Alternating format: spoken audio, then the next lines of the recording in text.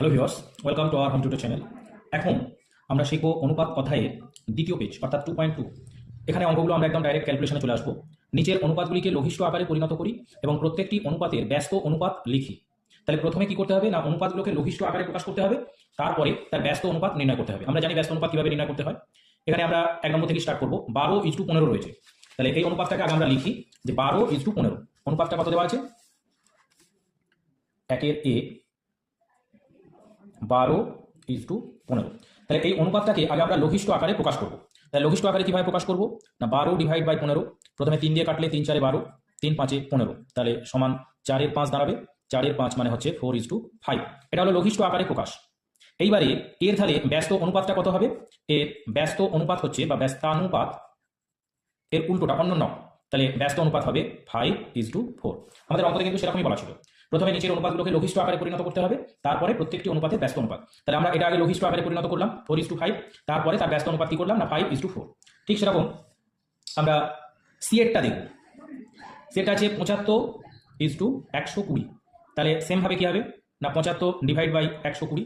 তাহলে আমরা 5 দিয়ে কাটাকুটি করবো। প্রথম 5 দিয়ে কাটাকুটি করলে 5 15 75, এটা 5 দুগুণে 10, 5 24, 120। আবার 3 দিয়ে কাটাকুটি যাবে, 3 5 15, 3 আসলে 24। তার মানে এটা দাঁড়ালো 5/8, অর্থাৎ 5:8। অনুপাতটা হলো 5:8। তাহলে সেমভাবে এর ব্যস্তানুপাতটা কত হবে না, ব্যস্তানুপাতটা হবে উল্টোটা 8:5। কিছু আছে কি? আচ্ছা, পরেরটাও আমরা দেখছি। ডিএকটা 169:2:1। তাহলে এটা বলে কত হবে 169/2:1।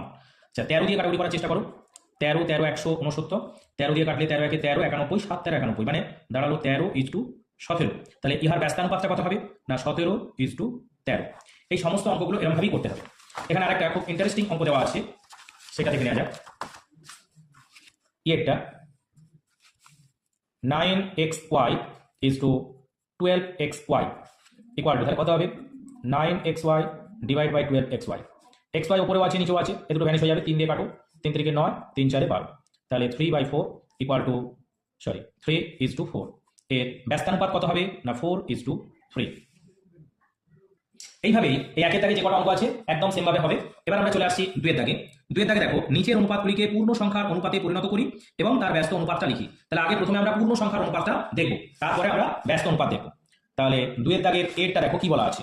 2 এর দাগের এ 2.5:12.5। বাহ, খুব সুন্দর জিনিস। 2.5 মানে কত না 25/10, তাহলে এখানে যদি আমরা এটা করি নিচেও 10, এরও নিচে 10, তাহলে কেটে গেল। তাহলে থাকলো কত না 25:125। এটাকে আমরা আরো লঘিষ্ঠ আকারে যতটা যায় পূর্ণ সংখ্যার অনুপাত বলে আমরা এটাই করে দিতে পারি।